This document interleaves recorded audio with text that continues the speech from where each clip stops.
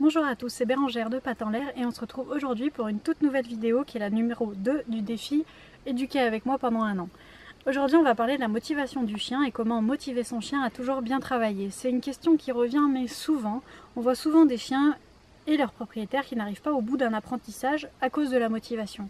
Soit elle n'est pas là depuis le début, soit elle se perd en cours de route. Donc je vais vous expliquer aujourd'hui comment motiver votre chien.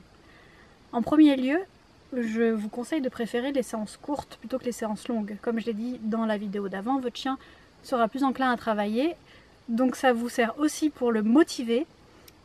Préférez faire des petites séances de quelques minutes, il va tout donner sur quelques minutes au lieu de devoir se concentrer sur une longue période, et ça va entretenir sa motivation ainsi. Ensuite, prenez un objet de motivation comme récompense. Alors, il y a les caresses, évidemment, en premier lieu, on pense tout de suite à gratouiller son chien. C'est très bien les caresses, sauf que les caresses, normalement, tout maître normalement constitué de son chien adore le papouiller à n'importe quel moment de la journée. Du coup, ça n'a plus valeur de récompense en tant que telle. Quand vous gratouillez votre chien pour une récompense, il ne fait pas forcément trop la distinction entre c'est parce que j'ai bien fait ou c'est parce qu'il a envie de me caresser, quoi. Donc faites bien attention à ça, c'est très bien de les utiliser, mais elles peuvent être moins efficaces et donc moins motivantes qu'autre chose. Ensuite, vous avez le jeu. Il y a des chiens qui sont fous de la balle, par exemple. Donc on lui demande quelque chose et on le récompense avec un petit jeté de balle. C'est top aussi, j'adore aussi les chiens qui travaillent comme ça. C'est très bien parce qu'on s'est fixé sur un objet, du coup on a juste à se balader avec cet objet pour pouvoir récompenser son chien, notamment une balle bien souvent.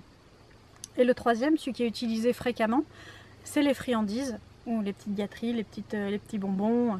Voilà, tout ça pour le chien. C'est celui que j'utilise notamment bien souvent en séance parce que c'est le plus rapide. C'est le plus rapide pour le chien, c'est manger tout de suite, donc il comprend bien. Ça arrive directement après la bonne action, donc il fait bien le lien entre les deux. Et c'est plutôt ça que je vous conseille en fait, caresses, jeux, friandises. Ce que je vous conseille, c'est de toujours faire en sorte que la récompense arrive tout de suite après la bonne action. C'est ça qui va faire que votre chien a compris qu'il a bien agi et donc il va entretenir sa motivation et qui va l'encourager à travailler. Et enfin, un point que je voulais aborder avec vous qui me semble essentiel, la motivation de votre chien vient aussi du fait qu'il aime vivre avec vous et qu'il aime votre contact. Donc ce que je vous conseille pour que votre chien soit toujours motivé à se faire plaisir, à vous faire plaisir et à bien travailler, c'est d'avoir une relation complice au quotidien. On ne peut pas demander à un chien d'être motivé pendant une séance alors qu'on le néglige le reste du temps. Donc des balades, des jeux, des câlins, enfin voilà. Normalement vous connaissez tout ça, sinon n'hésitez pas à me dire en commentaire, je vous aiguillerai là-dessus, il n'y a aucun souci.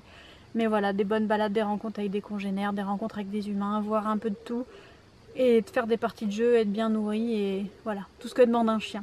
Donc je vous conseille déjà, ça c'est la base, si vous voulez un chien qui soit motivé à travailler et qui travaille bien. Voilà pour cette petite vidéo sur la motivation, on se retrouve la semaine prochaine pour notre troisième vidéo de la série Défi avec moi pendant un an. Et je vous dis à très bientôt. Salut!